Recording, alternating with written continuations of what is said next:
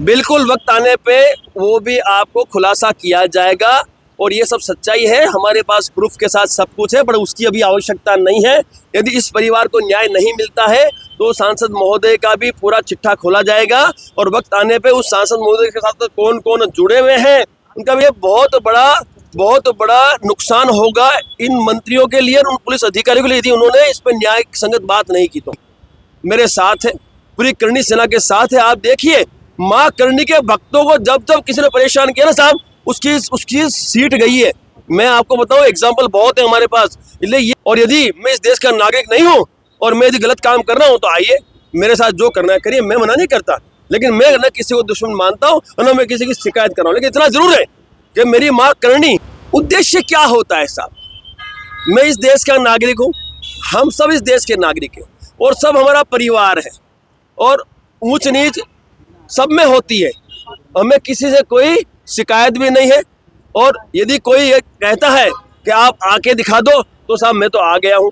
मुझे दुख इस बात का है कि ये जो सरकार है आज नक्सलवादियों को 15-15 लाख रुपए देकर देश की मुख्य धारा में ला रहे। लाखों की संख्या में यहाँ क्षत्रिय इकट्ठा होगा पूरे भारतवर्ष से। पूरे भारतवर्ष के क्षत्रियों में भयंकर आक्रोश है और पूरे भारतवर्ष का क्षत्रिय 7 तारीख को बड़ी संख्या में रायपुर में अपनी उपस्थिति दर्ज कराने जा रहा है। यात्रा का शुभारंभ हुआ है छत्तीसगढ़ में। पीड़ित परिवार की अध्यक्षता में समस्त क्षत्रियों द्वारा क्षत्रिय स्वाभिमान न्याय महापंचायत का आयोजन 7 दिसंबर के रोज रायपुर में किया जा रहा है दोपहर 1 बजे।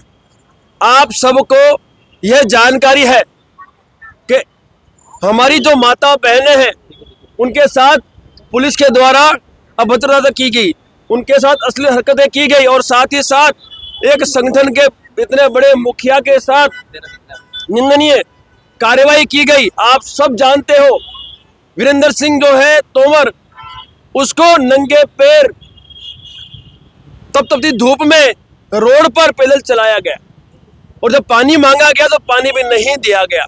जब बेहोश हो गया तो पुलिस के द्वारा उसके पैर पर पैर रखे उसे खड़ा करने की कोशिश की गई। तो इतनी निर्दयता तो बर्दाश्त करने के लायक नहीं है। इसीलिए पूरे भारतवर्ष के क्षत्रियों में भयंकर आक्रोश है और पूरे भारतवर्ष का क्षत्रिय 7 तारीख को बड़ी संख्या में रायपुर में अपनी उपस्थिति दर्ज कराने जा रहा है। हमारी जो मांगे हैं वो मांगे सरकार से है और जैसे आपने देखा कि यहाँ के जो गृह मंत्री थे उन्होंने करणी सेना को गिरोह कहा और हमने उसका विरोध किया तो उन्होंने उसका संज्ञान लिया और उन्होंने अपना स्टेटमेंट बदला, हमने उसका स्वागत किया। उसी तरह से हम सरकार से कहते हैं कि पीड़ित परिवार की जो मांगे हैं, पीड़ित परिवार को बुला के उन मांगों को सुन लिया जाए और उन्हें न्याय दिया जाए और न्याय मिल जाएगा तो हमें 7 तारीख का आयोजन करने की आवश्यकता नहीं। न्याय नहीं मिलता है तो फिर आयोजन 7 तारीख को होगा और लाखों की संख्या में यहाँ क्षत्रिय इकट्ठा होगा पूरे भारतवर्ष से। क्या मानना है जो मार्च निकाला गया वो गलत है? मैं आपसे पूछता हूँ सही है? आपके परिवार पे जब बीतेगी तो आप मुझे बताना। आपने कोई अपराध किया? आपकी धर्मपत्नी ने किया क्या? आपकी बहू ने किया क्या? आपके बच्चों ने किया क्या? 200 पुलिस वाले घर में घुसते हैं, बच्चे भयभीत नहीं होंगे? रात को बच्चे नींद में से उठ के चिल्लाते हैं पापा बचाओ बचाओ। ये माहौल कर दिया इन लोगों ने, ये तो सही बात नहीं है ना।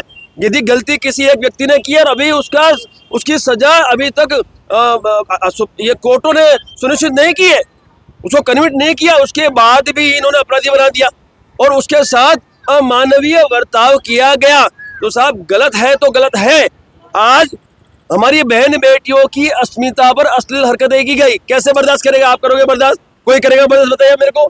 उनके साथ बिल्कुल निम्न स्तर का बर्ताव किया, 3rd डिग्री का टॉर्चर किया गया और आपने सबने देखा कि किस कदर वीरेंद्र तोमर के साथ बर्बरता की गई। देखो, भविष्य में ये घटनाओं का पुनरावर्तन रोकने के लिए उतरे मैदान में। सिर्फ ये वीरेंद्र तोमर या उसका परिवार की बात नहीं है कि भविष्य में इस तरह से सत्ता का दुरुपयोग ना हो, इसलिए हमने ये मोर्चा खोला है। हम विश्वास दिलाते हैं कि 7 तारीख के बाद हमें पूरा भरोसा है कि आगे से सत्ता का दुरुपयोग सरकार और प्रशासन कभी नहीं करेंगे। तो जब एफआईआर हुआ तो तोमर जी कहाँ चले गए? उनको तो पुलिस के पास आना था। अभी मैं आपसे पूछना चाहता हूँ, यदि इस वक्त इतनी प्रताड़ना है तो जब माहौल गर्म था तब क्या होता? आदमी डरता है साहब।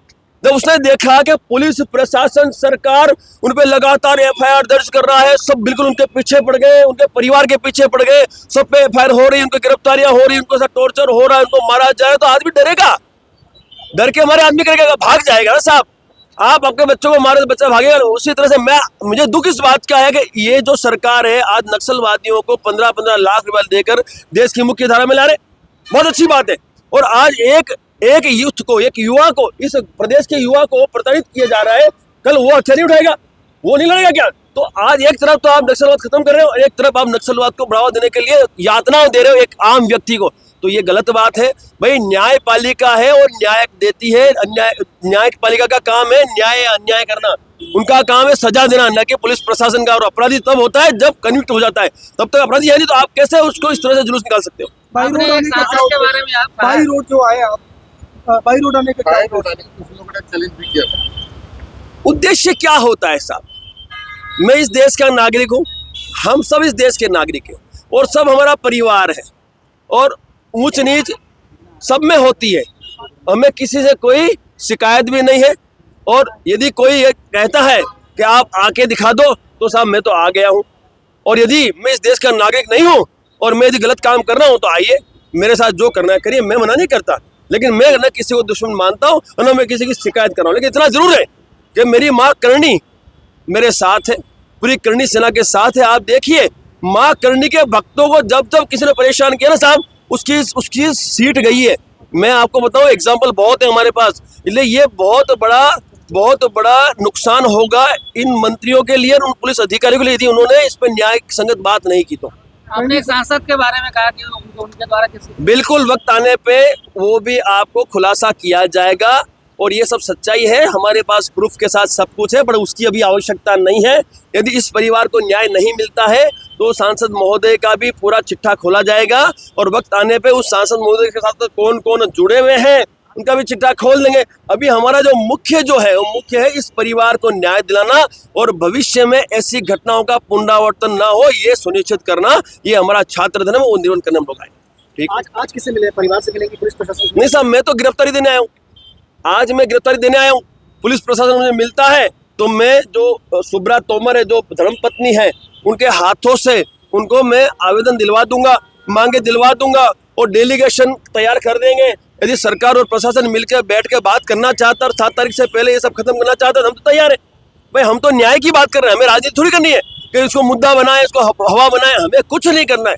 हम क्यों लड़े सरकार प्रशासन से? लेकिन सरकार प्रशासन हमें नहीं सुनेगी तो लोकतंत्र में हमारे पास भी तो अधिकार है न्याय अधिकार मांगने के लिए, रोड से उतरने का। तो हम वही तो 7 तारीख को करने जा रहे हैं। मुझे पूरा विश्वास है जब गृह मंत्री महोदय अपने एक स्टेटमेंट को खंडन करने के लिए उसको करेक्ट कर सकते हैं, तो मुझे पूरा विश्वास है गृह मंत्री जी जो है वो इसका संज्ञान लेंगे और इस परिवार पीड़ित को बुलाएंगे और इनकी बात सुनेंगे, उनको न्याय देंगे।